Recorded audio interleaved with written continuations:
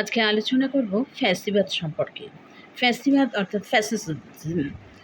তো এই ফ্যাসিবাদ এটা হলো একনায়কতন্ত্রের উগ্র আধুনিক একটি রূপ।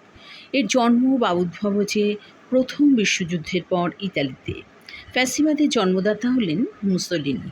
এর বেশ কিছুকাল পরে হিটলারের হাত ধরে আরও ভয়ঙ্করভাবে দেখা দিয়েছিল জার্মানিতে।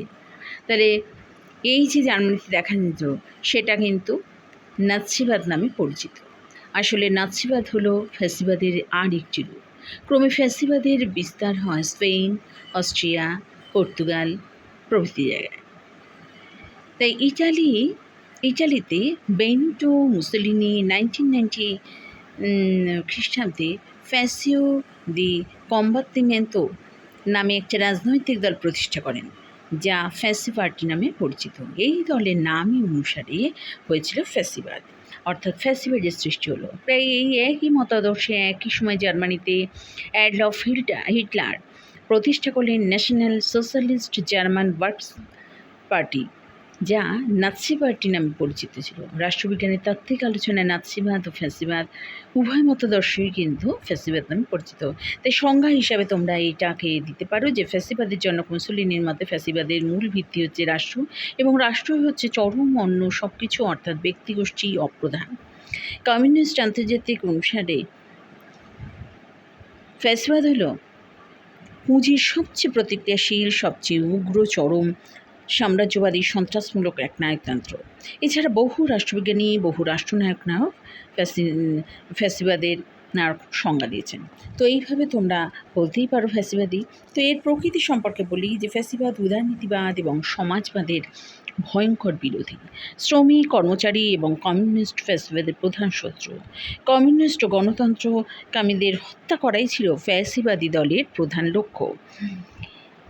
আর এর ব্যক্তি অধিকার এবং স্বাধীনতা, বিশেষ করে মতামত প্রকাশের স্বাধীনতার কিন্তু চরম বিরোধী।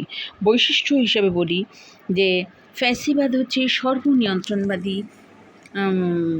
চরম রাষ্ট্র।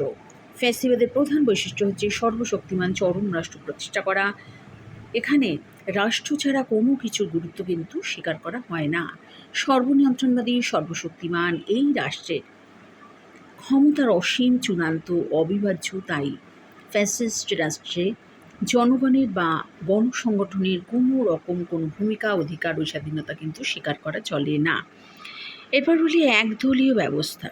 ফ্যাসিবাদ মনে করে রাষ্ট্রে শুধুমাত্র একটা রাজনৈতিক দল থাকবে, অন্য কোনো রাজনৈতিক দলের অস্তিত্ব থাকবে না বা তারা স্বীকার করেন না।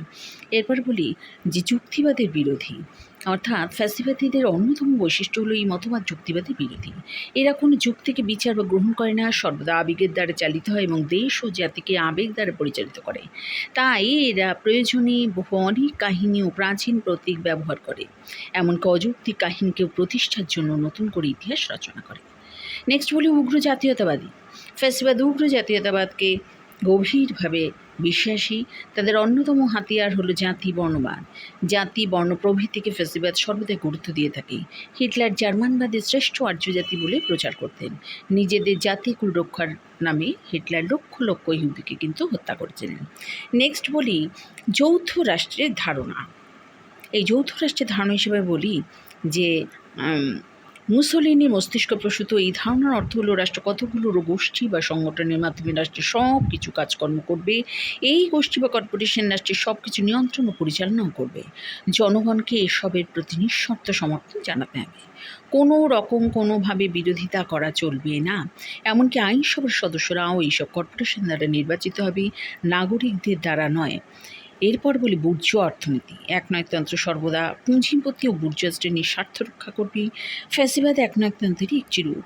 তাই খুব স্বাভাবিকভাবে ফ্যাসিবাদী রাষ্ট্রে বুর্জোয়া অর্থনীতিকে গ্রহণ করা, এটা কিন্তু একটা গ্রহণ করে নিতে হয়। তো এইভাবে আজকের এই আলোচনা করলাম। এছাড়া হচ্ছে ব্যক্তি স্বাধীনতা বিরোধী, উদারনীতিবাদ বিরোধী, শক্তি বিরোধী, যুক্তিবাদী, এটা হলো ফ্যাসিবাদের বৈশিষ্ট্য।